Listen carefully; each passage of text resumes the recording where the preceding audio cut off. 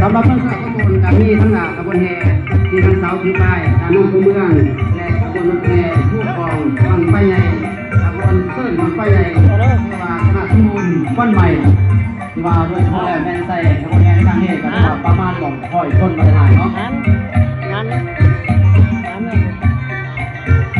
สำหรับเมืองสระสมบูรณ์กับมีคำพูดมีสว่าสระสมบูรณ์สว่างสวัยน้ำเส้นไหนเกินไฟฟ้าเส้นละอ่อมอัตกรรมจักสารไม่ไปคำแปลงคนแท้แทนแพ่ไหมบังไฟใหญ่ส่วนพูดสบายตัวไหว้ปันโนเขตที่ดีคือท่านพักน้ำดีทินบังเบิร์นแวกาไผ่ผ้าทุกทิศบ้านมูแดงมาใจ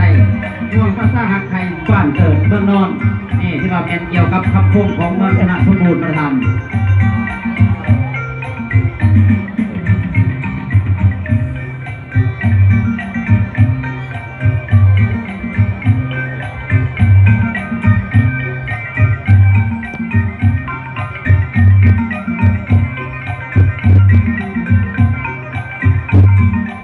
บรรยากาศของในขบวนแห่ประธานแต่ก่อนกำลังเนาะการจะใส่เวลาบนนานพอสมควรสนั่นเนาะ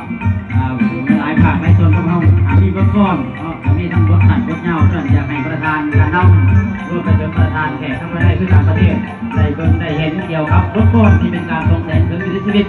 ของพี่น้องเศร้าแข็ง